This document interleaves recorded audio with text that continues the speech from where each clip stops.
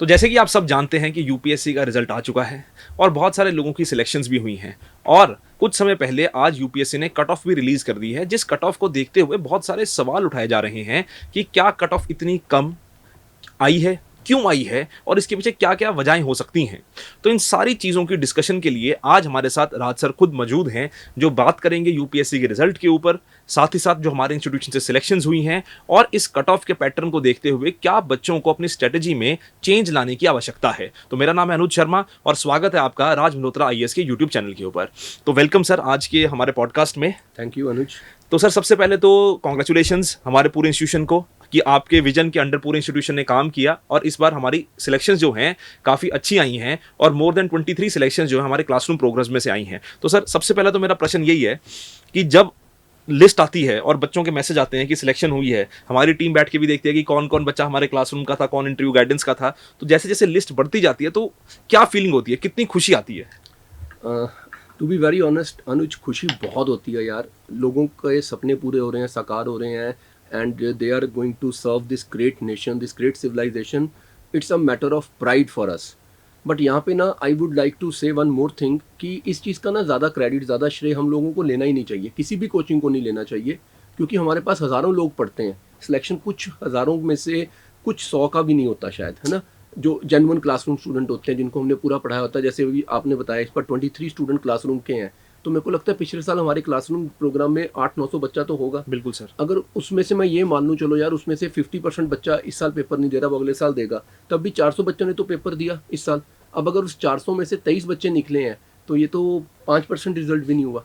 तो खुशी इस चीज़ की बहुत है कि ये 5% 7% बच्चे सेलेक्ट हो गए, पर इस बात का साथ में थोड़ा दुख भी रहता है कि इतने सारे लोग तैयारी कर रहे थे, कहीं ना कहीं उनकी तरफ से कुछ कमी रह गई, कुछ हमारी तरफ से कमी रह गई। इसीलिए मैंने ये यहाँ पे एक रूल बना दिया था कि once a student is always a student. अगर इस साल वो सिलेक्ट नहीं हुए हैं तो अब हमारी रिस्पॉन्सिबिलिटी ख़त्म थोड़ा हो गई है। वो दोबारा से आएँ, क्लास में बैठें, आंसर्स लिखें, टेस्ट दें, हमारे साथ डिस्कशंस करें, जो डाउट्स हैं उनको लेके आएँ, सो दैट उनकी जो प्रेपरेशन की जर्नी है उनमें हम इक्वल स्टेक होल्डर बने रहें। सिर्फ रिजल्ट क्लेम करना ही क्रेडिट नहीं होता या उसी में बड़प्पन नहीं होता। मज़ा तो तब आएगा जिस दिन यहाँ से 500 बच्चे सिलेक्ट हो। बिल्कुल सर, जैसे बोलते हैं इंशाल्लाह वो दिन भी आएगा। तो जैसे पर ये ज़रूर है कि सर यहाँ पे इस वीडियो में जो हमारे स्टूडेंट्स हैं उनको तो पता ही है, पर जो हमारे सिर्फ यूट्यूब कम्युनिटी में लोग हैं उनको मैं ज़रूर बताना चाहूँगा कि हमारे इंस्टीट्यूशन का एक पैटर्न है कि once a student always a student. कि बहुत सारे लोग जो आज सेलेक्ट नहीं हुए हैं उनको बहुत सारे हम बेनिफिट्स उसके बाद भी कंटिन्यूड देते हैं कि क्लासेस, लाइव क्लासेस वो लगा सकते हैं, रिपीट कर सकते हैं, चाहे ऑनलाइन हो चाहे ऑफलाइन हो, हमारी एडमिन टीम से बात करके। तो ये यही विजन की सर मैं बात कर रहा था कि जो पहले दिन से विजन है जिसकी वजह से इतना जल्दी इंस्टीट्यूशन ग्रो कर रहा है और एक्सपैंड भी कर रहा है कि जैसे दिल्ली है, इंदौर है, उन जगहों पे भी हम आए हैं। तो सर अब मैं आपसे सवाल पूछूंगा इस चीज़ को लेके कि जो अभी कट ऑफ आई है, तो जैसे ऑलमोस्ट 1000 सिलेक्शंस यूपीएससी ने करी हैं, तो उसमें अभी जैसे आज कट ऑफ आई है, तो अगर हम जनरल की प्रीलिम्स की कट ऑफ की बात करें तो कट ऑफ मात्र 75, it is only 75 to be precise 75.41। बिल्कुल सर, 75.41। तो ये पिछले सालों से तो काफ़ी कम है। अगर हम याद करें कि 2016-17 के आसपास की मैं बात करूं तो कट ऑफ 116 तक पहुंच गई थी, हालांकि वो भी गलत है, उसका भी क्रिटिसिज्म हुआ, पर 75.41 प्रीलिम्स की कट ऑफ सर की क्या रीज़न है सर इसका? यार रीज़न बहुत सिंपल है। यूपीएससी ना अब स्टूडेंट को रट्टा वाला स्टूडेंट नहीं चाहती जो रट्टे मार के आ गया। उसकी एक अंडरस्टैंडिंग होनी चाहिए, उसका एक एनालिटिकल बेंट ऑफ माइंड होना चाहिए, वो चीज़ों को पढ़ा होना चाहिए। सिर्फ ये नहीं कि मैंने यार एक लक्ष्मीकांत पढ़ ली तो मेरी पॉलिटी तैयार हो गई, मैंने सिर्फ स्पेक्ट्रम पढ़ ली तो मेरी हिस्ट्री तैयार हो गई। अब वो टाइम चला गया। अगर आप अभी भी ये सोच के तैयारी कर रहे हो कि आप 2020 के टॉपर को सुन रहे हो और आप आज भी वही तैयारी कर रहे हो, यूपीएससी हर साल इवॉल्व कर रही है, हर साल उसके पैटर्न में कुछ चेंज आ रहा है। जैसे अगर हम इस साल की बात करें तो बहुत सारे लोग हैक्स दे रहे थे कि एलिमिनेशन कैसे करना है, तो यूपीएससी ने एलिमिनेशन का मेथड ही उड़ा दिया। अब अगले साल वो क्या नया लेके आएगी, वो ठीक बोलते आ रहे हैं ना शुरू से ही। जब हमने तैयारी शुरू की थी, इट वाज इन 1997, तो हमारे सीनियर्स ने बोला था कि इसको अनप्रिडिक्टेबल पब्लिक सर्विस कमीशन बोलना चाहिए, यूनियन पब्लिक सर्विस कमीशन नहीं। सो वो अनप्रिडिक्टेबिलिटी का जो एलिमेंट है, हमें उसके लिए तैयार होना है। अब उसकी तैयारी कैसे हो सकती है? आज से ना ये सोच लो यार कि मैंने ना यूपीएससी की तैयारी प्री मेंस और इंटरव्यू की जो है ना, उसको एक बड़े ही कोऑर्डिनेटेड मैनर में करना है। मुझे पता है यार प्री एक स्क्रीनिंग टेस्ट है, इसमें अगर आज 75.41 कट ऑफ आया जनरल कैटेगरी का, तो इमेजिन करते हैं हम दोनों ही स्टूडेंट हैं, तुम्हारे 76 मार्क्स आए हैं और मेरे 120 मार्क्स आए हैं। अब हम दोनों में क्या ही फ़र्क है? हम दोनों सिर्फ मेंस लिखने जा रहे हैं और जीरो से स्टार्ट कर रहे हैं। तो प्री की तैयारी करते हुए इतना ज़्यादा सीरियस हो जाना और इतना ज़्यादा प्लेथर ऑफ इंफॉर्मेशन इकट्ठा कर लेना कि जिसका कोई अंत ही ना हो, लगे ही हुए हैं, पढ़ते ही जा रहे हैं, लिखते ही जा रहे हैं, रिवाइज ही नहीं कर रहे हैं, उसको उसको ना बॉयल डाउन करके एक लास्ट मोमेंट रिवीजन का कोई हमारे पास कोई प्लान ही नहीं है, तो फिर प्री तो नहीं क्लियर होने वाला, राइट। और जो वो हम लास्ट मिनट रिवीजन के लिए हेडिंग्स बना रहे हैं, मेंस की आंसर राइटिंग उसी को तो एक्सपेंड करना है। अब अगर मैं आज एक बात पूछूं, हमने पॉलिटी पढ़ी थी और पॉलिटी में हमने ये पढ़ा कि लक्ष्मीकांत सर की बुक ही उठा ली थी और उसमें हमने फंडामेंटल राइट्स का चैप्टर खोला और एक आर्टिकल 21 पढ़ लिया, राइट। बहुत अच्छी बुक है, कोई उसमें दो राय नहीं है, इतनी अच्छी प्रचलित किताब है। अब मैंने लक्ष्मीकांत सर की बुक में से 21 आर्टिकल पढ़ लिया। अब इस 21 आर्टिकल में ना लिबरलिज्म को लेके भी बातें हो रही हैं, पर क्या उसको एक्सपैंड किया गया? बिल्कुल भी नहीं। तो क्या मैंने साथ में पॉलिटी की बुक जो है 11th क्लास की एनसीईआरटी की पॉलिटिकल थ्योरी वाली, उसमें से लिबरलिज्म की थ्योरी को पढ़ के इसके साथ सिंक्रोनाइज किया है? और फिर लक्ष्मीकांत सर की बुक साल में एक बार प्रिंट होती है, सुप्रीम कोर्ट हर दूसरे दिन जजमेंट दे देती है, राइट। कोई कॉन्स्टिट्यूशनल अमेंडमेंट हो सकती है, क्या मैंने उसको ऐड किया? अब जब मैं ये चीज़ें ऐड करता जाऊँ तो मेरे को दोनों को एक साथ पढ़ना है, बट ये ऐड करते हुए भी मुझे ना एक स्मार्टनेस दिखानी है। यार एक आर्टिकल 21 है, वो बेसिक तो एक बार पढ़ लिया ना, अब जितनी बार मैं इसमें ऐड करता हूँ तो मैं इसको रिवाइज कर लूँ। अब अगर मैं साथ साथ रिविजन्स करता हूँ तो मैं प्री और मेंस दोनों की तैयारी एक साथ ही तो कर रहा हूँ, तो फिर कोई प्रॉब्लम कैसे होगी? बट हाँ, प्री की तैयारी में मेरे को ये सोच के नहीं जाना कि मुझे 100 क्वेश्चंस में से 90 क्वेश्चंस ठीक करके आने हैं या 80 ठीक करके आने हैं। यार इमेजिन करते हैं इस बार एक ऐसा बच्चा हो जिसको 100 में से सिर्फ 50 क्वेश्चंस आते थे शॉर्ट, पर वो शॉर्ट भी जो होता है ना, वो भी कभी श्योर नहीं होता। तो अगर उसके 50 क्वेश्चंस में से उसके 43 क्वेश्चंस एग्जैक्टली ठीक हो गए और 7 अभी भी गलत हो गए, तो अभी भी वो कट ऑफ से ऊपर है, वो पास हो गया। बस इतना अपने माइंड को रिलैक्स कर लो, इतना स्ट्रेस लेके तो तैयारी हो ही नहीं सकती। हम लोगों ने ना लाइफ को बहुत ज़्यादा स्ट्रेसफुल बना दिया अननेसेसरीली। तैयारी का मतलब होता है relaxed and not perplexed preparation. Confidence चाहिए। और इसमें ना एक बहुत इंपॉर्टेंट चीज़ मैं ऐड करना चाहूँगा यार, हम लोग ना चाहते हैं कि इम्पॉसिबल को पॉसिबल करके दिखाएं। बचपन से सिखाया गया even impossible says I am possible. अगर आई एम पॉसिबल है तो वो फिर कहते हैं ना Rome was not built in a day, तो उसके लिए टाइम भी देना पड़ता है। आप तैयारी शुरू करते हो ग्रेजुएशन के बाद और फिर आप चाहते हो फर्स्ट अटैम्प्ट में आप क्वालिफाई भी कर जाओ। एक साल में आप सिर्फ दिन में 6-7 घंटे पढ़ो, कैसे ही संभव है यार? सिलेबस ही कंप्लीट नहीं होगा। और completion of syllabus is no guarantee, है ना। सिलेबस कंप्लीट होने के बाद जब हम रिवीजन स्टार्ट करते हैं, तैयारी तो उस दिन शुरू होती है। और आज अपने आप से सब लोग पूछो, जितने लोग ये वीडियो देख रहे हो, सब अपने आप से क्वेश्चन पूछो, जब हम graduation first second third year में होते हैं, कॉलेज में हम क्या ही करते हैं? कितने घंटे पढ़ते हैं, कितना टाइम वेस्ट करते हैं डे टू डे बेसिस पे? कॉलेज लगता ही कितने दिन है? तो क्यों ना हम फर्स्ट ईयर ऑफ ग्रेजुएशन से ही थोड़ा सीरियस हो जाए और दिन में 2-3 घंटे उसी टाइम पे अपनी एनसीईआरटीज़ को दे दें फर्स्ट ईयर में, सेकंड ईयर में एडवांस बुक्स उठा लें, थर्ड ईयर में रिवीजन करते हो अपना ऑप्शन तैयार करें, immediately after graduation first attempt दें।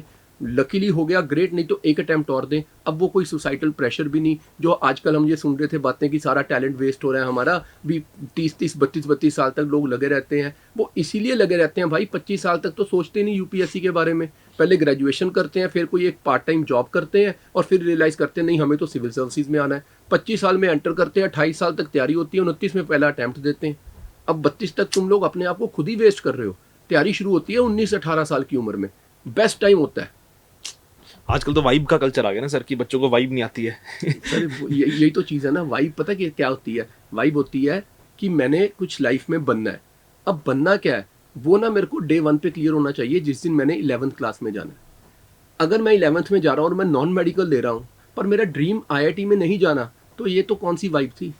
ये किस चीज़ का प्रेशर था? और अगर मैंने आईआईटी में जाना था तो मैं 1 साल ड्रॉप करके भी आईआईटी में चला जाता हूँ ना, फिर मैं बीच में छोड़ के ह्यूमैनिटीज़ में आ जाता हूँ। तो यार ये ना पूरा सिस्टम ही अपने आप में एक रोग सिस्टम बनता जा रहा है। इसीलिए I hope you know that we were discussing it, जो हमने भविष्ययान का एक प्लान बनाया जिसमें हम साइकोमेट्रिक टेस्ट लेके आए हैं। मैं तो चाहता हूँ यार यूपीएससी की तैयारी करने से पहले भी जब कोई स्टूडेंट आए हम उसका एक साइकोमेट्रिक टेस्ट करें, उसकी पर्सनैलिटी प्रोफाइलर टेस्ट हो, उसका करियर प्रोग्रेशन टेस्ट हो। बेसिस दैट हम उसको बताएं कि are you fit for this exam or not, and even if you are not fit and you still want to go for it, तो तुम्हें और क्या एडिशनल एफर्ट्स करने पड़ेंगे। Now if we scientifically do all this तो result बहुत improve होगा। बिल्कुल सर।